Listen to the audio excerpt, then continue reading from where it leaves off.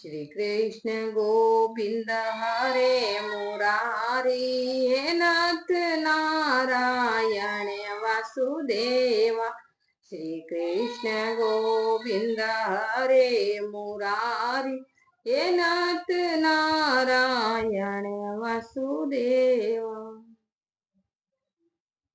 श्री राम। सबको मेरा राम राम।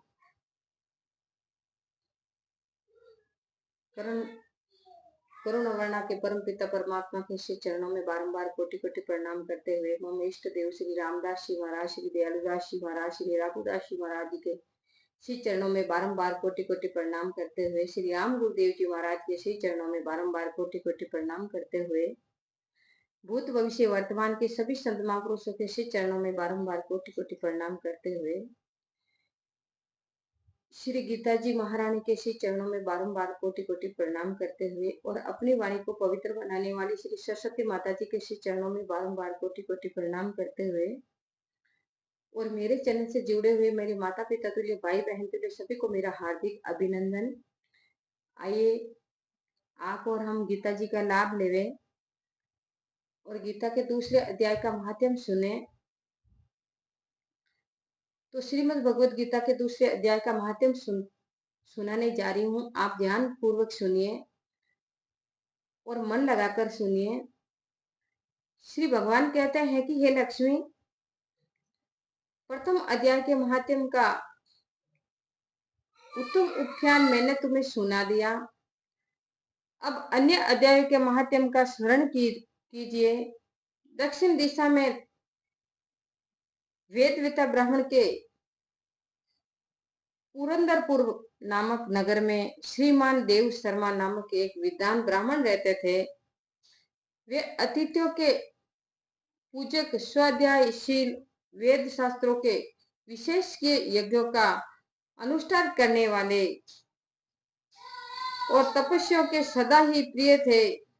उन्होंने उत्तम द्रव्यों के द्वारा अग्नि में हवन करके दीर्घ काल तक देवताओं को तप्त किया, किंतु उन धर्मात्मा ब्राह्मण को कभी सदा रहने वाली शांति नहीं मिली। वे परम कल्याणमय तत्व का ज्ञान प्राप्त करने की इच्छा से प्रतिदिन चतुर सामग्रियों के द्वारा सत्य संकल्प वाले तपस्वियों की सेवा करने लगे। इसी प्रकार शुभ आचरण करते हुए उन्हें बहुत समय बीत गया। तदनंतर एक दिन पृथ्वी पर उनके समक्ष एक त्यागी महात्मा प्रकट हुए। वे पूर्ण अनुभव, आकांक्ष रहित, नासिका के अग्रभाग पर दृष्टि रखने वाले तथा शांत चित्त थे। निरंतर परमात्मा के चिंतन में संलग्न थे। वे सदा आनंद विभोर रहते थे। देव शर्मा ने उन नित्य संतुष्ट तपस्वी को शुद्ध भाव से प्रणाम किया और पूछा कि हे महात्मन, मुझे शांतिमय स्थिति कैसे प्राप्त होगी? तब उन आत्मज्ञानी संत ने देव शर्मा को सोपुर ग्राम के निवासी मित्रवान का, जो बकरियों का चरवाहा था, परिचय दिया और कहा वही तुम्हें उपदेश देगा। यह सुनकर देव शर्मा ने महात्मा के चरणों की वंदना की और समदृष्टिशाली सोपुर ग्राम में पहुंचकर उसने उसके उत्तर भाग में एक विशाल वन देखा। उसी वन में नदी के किनारे एक शिला पर मित्रवान बैठा था। उसके नेत्र आनंदाती रेख से निश्चल हो रहे थे। वह अपलक दृष्टि से देख रहा था। वह स्थान आपस का स्वाभाविक और वैर छोड़कर एकत्रित हुए परस्पर विरोधी जंतुओं से घिरा था। वहां उद्यान में मंद मंद वायु चल रही थी। मृगों के झुंड शांत भाव से बैठे थे और मित्रवान दया से भरी हुई आनंदमयी मनोहरणी मनोहारिणी दृष्टि से पृथ्वी पर मानो अमृत छिड़क रहा था। इसी रूप में उसे देखकर देव शर्मा का मन प्रसन्न हो गया। वे उत्सुक होकर बड़ी विनय के साथ मित्रवान के पास गए और मित्रवान ने भी अपने मस्तक को किंचित नवाकर देव शर्मा का सत्कार किया। तदनंतर विद्वान देव शर्मा अनन्य चित्त से मित्रवान के समीप गए और जब उसके ध्यान का समय समाप्त हो गया, उस समय उन्होंने अपने मन की बात पूछी। महाभाग में आत्मा का ज्ञान प्राप्त करना चाहता हूँ। मेरे इस मनोरथ की पूर्ति के लिए मुझे किसी ऐसे उपाय का उपदेश कीजिए जिसके द्वारा सिद्धि प्राप्त हो चुकी हो। तो देव शर्मा की बात सुनकर मित्रवान ने एक क्षण तक कुछ विचार किया।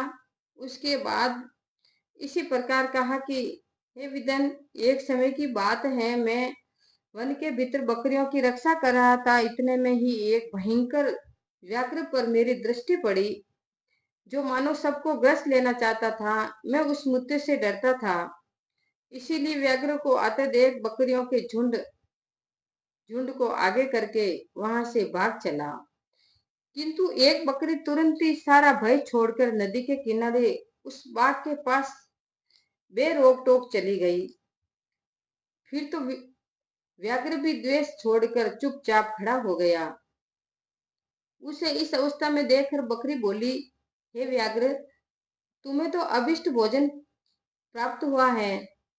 मेरे शरीर से मांस निकालकर प्रेम पूर्वक खाओ। न तुम इतनी देर से खड़े क्यों हो? तुम्हारे मन में मुझे खाने के विचार क्यों नहीं हो रहा है? तो व्याघ्र बकरी से बोला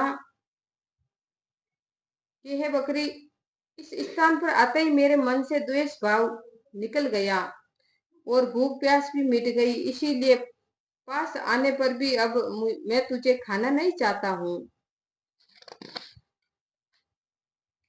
व्याघ्र के यों कहने पर बकरी बोली कि न जाने मैं कैसे निर्भय हो गई हूँ, इसी में क्या कारण है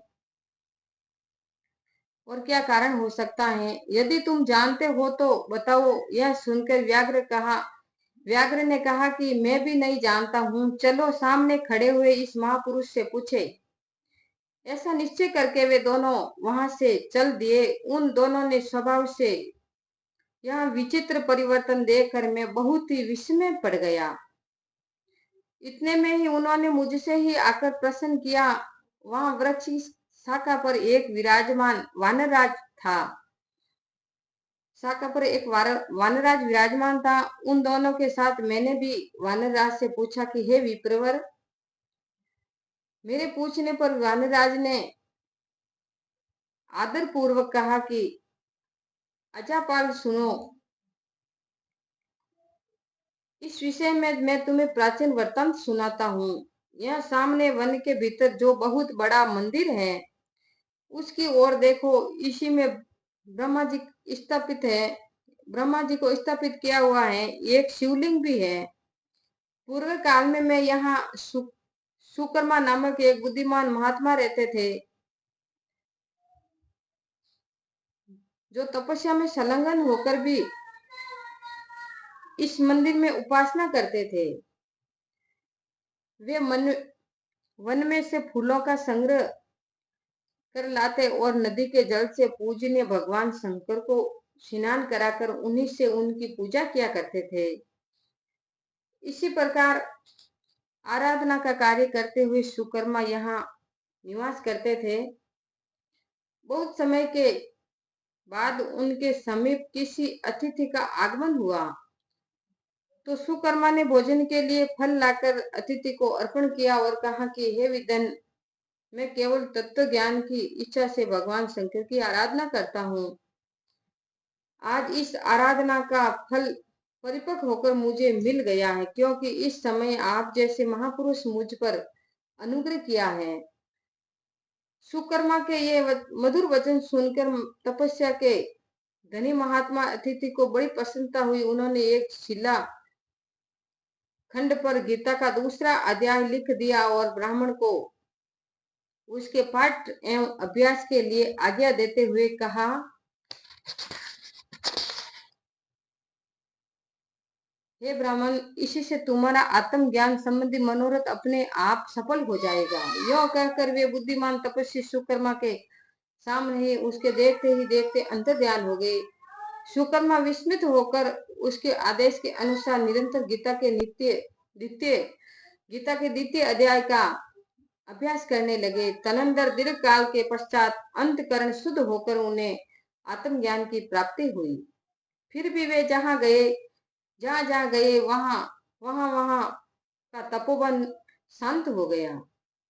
उनमें शीत उष्ण और राग देश आदि की बातें दूर हो गई। इतना ही नहीं, उन स्थानों में भूख प्यास का कष्ट भी जाता रहा तथा भय का सर्वथा